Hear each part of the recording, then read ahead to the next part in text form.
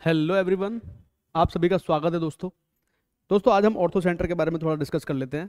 Ortho centre जो हमारा लंब केंद्र होता है, इससे कम क्वेश्चंस बनते हैं। इतने क्वेश्चंस नहीं बनते जनरली जितने क्वेश्चंस बाकी सब टॉपिक से बनते हैं।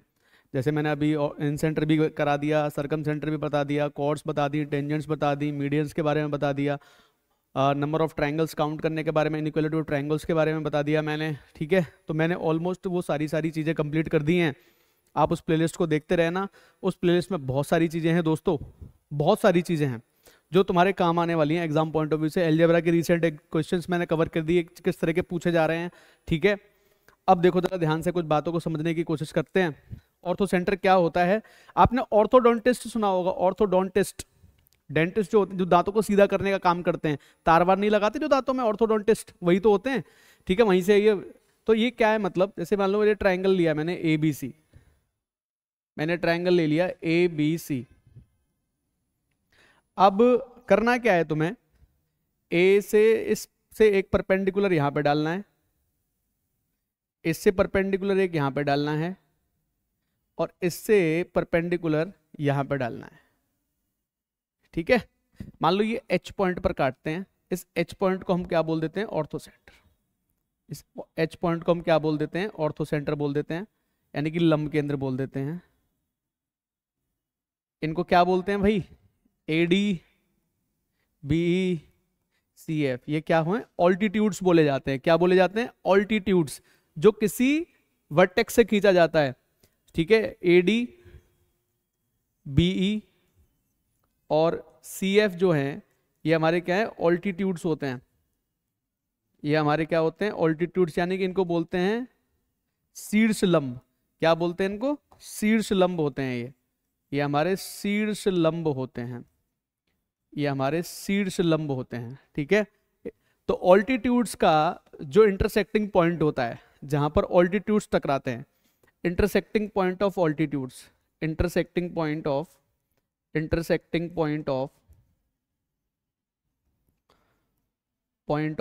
Altitudes is called ortho centre.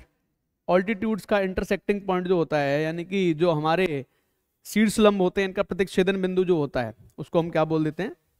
Ortho centre बोल देते हैं।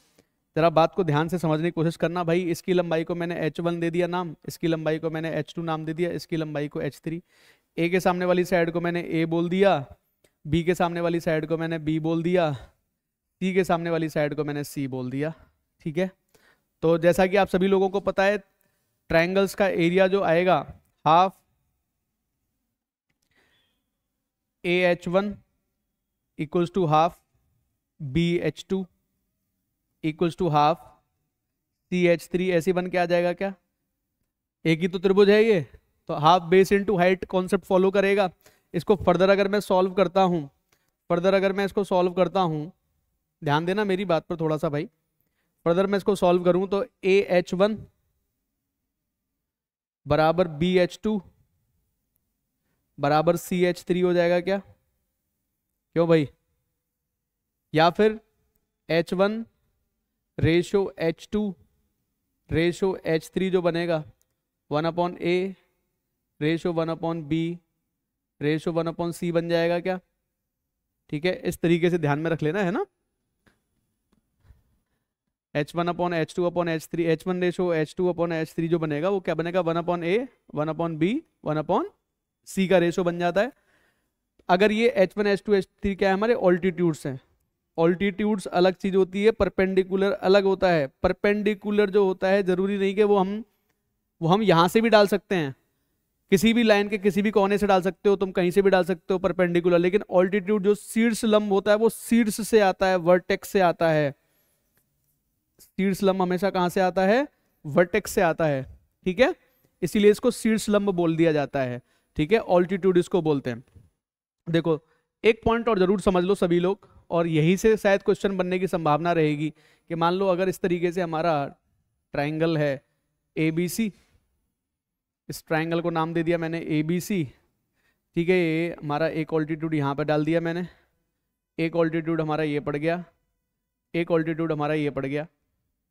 ठीक है, इसको H से डिनोट कर देते हैं AD, BE एंड CF। ठीक है, तो देखो भाई जनरली क्या होता है, ये जो एंगल बनता है ना, या ये एंगल जो बनेगा या ये एंगल जो बनेगा, ठीक है, ये एंगल्स कैसे बनते हैं, एंगल BHC जो बनेगा 180 डिग्री माइनस एंगल A हो जाता है,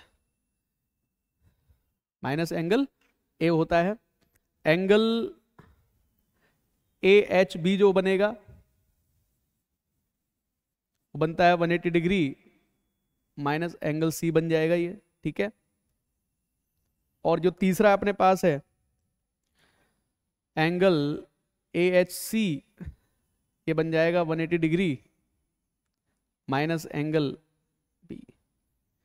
तुम खुद भी समझदार हो, अगर तीनों को ऐड करोगे 360 आना चाहिए, और इन तीनों को ऐड करोगे तब भी 360 ही आएगा, है ना। इसको प्रूफ करने की कोई ज़रूरत नहीं है, बस समझदार वालों के लिए इशारा काफ़ी है। मान लो कभी भी कोई क्वेश्चन आता है और अगर मान लो इस तरीके से दिया गया है,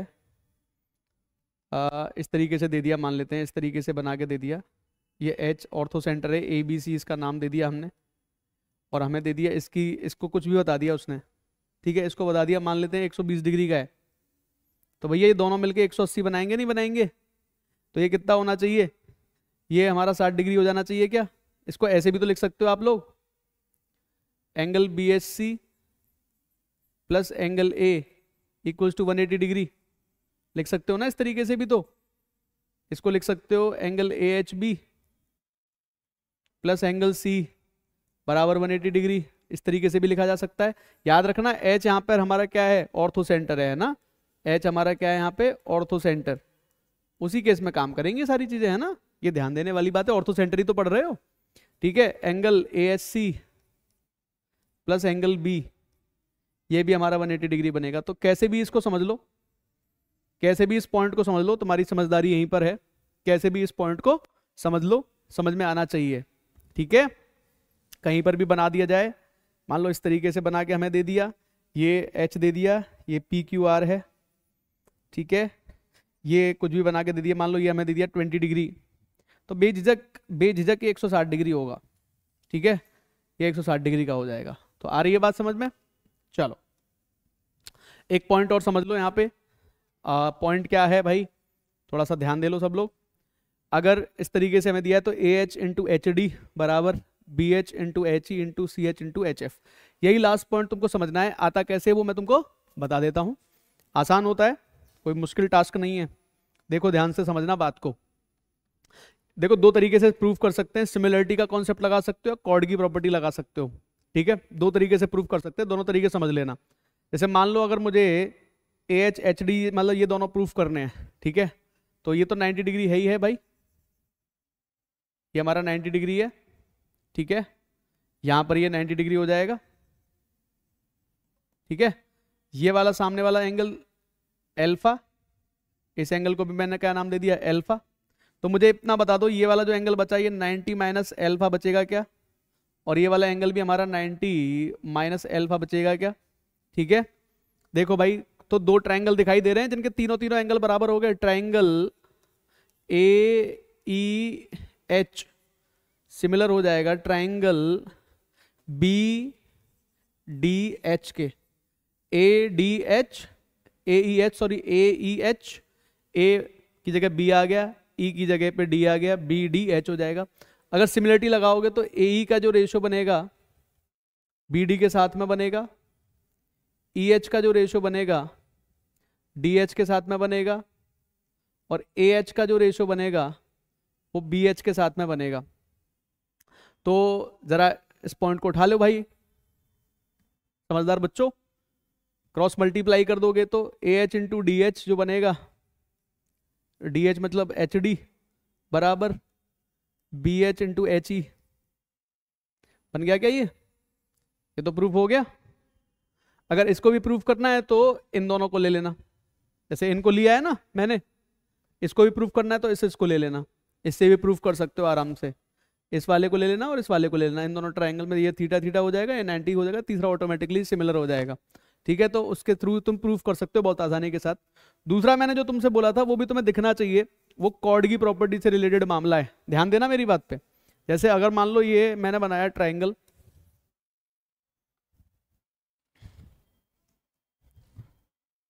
ये मैंने ट्रायंगल बनाया इस तरीके से, ए बी सी इसका नाम दे दिया मैंने, और ये बना दिया, ये हमारा बना हुआ है भाई, ये बन गया हमारा, और ये बन गया हमारा। ठीक है, ठीक है, ये बन गया हमारा ए डी बी ई और सी, ये एच बन गया हमारा। अब देखो एक छोटा सा पॉइंट तुम सभी लोगों को पता है कि अर्धवृत्त में बना हुआ कोण समकोण होता है, angle subtended in a semi circle is always 90 degree. क्या कुछ ऐसा फॉर्मेट दिख रहा है क्या तुमको? ये 90 डिग्री है और ये भी 90 डिग्री है। ए बी हमारा क्या है, मान लो हमारा ये जो ए बी हमने यहाँ पे बी सी हमने लिया है, अबे हट जा, बी सी लिया है मैंने यहाँ पे, बी सी हमारा क्या डायमीटर बन गया यहाँ पे एक तरीके से, देख पा रहे हो क्या भाई सब लोग? ठीक है, अगर तुम देख पा रहे हो तो ये एफ है, ये ई है, समझ गए ना इस चीज को? और ये किस पॉइंट पे कट कर रही है? एच पॉइंट पे कट कर रही है। तो कॉर्ड की प्रॉपर्टी भी याद कर लो, ए बी सी डी और ये P, P A into P B बराबर P C into P D, chord में बताया हुआ है P C into P D. तो वही कॉन्सेप्ट यहां पे लगा दो, B H into H E, B H into H E equals to C H into H F. आ रही है बात समझ में? भाई मैंने क्या किया, मैंने ये किया, अगर हम इसको सर्कल ही मान लेना इस तरीके से,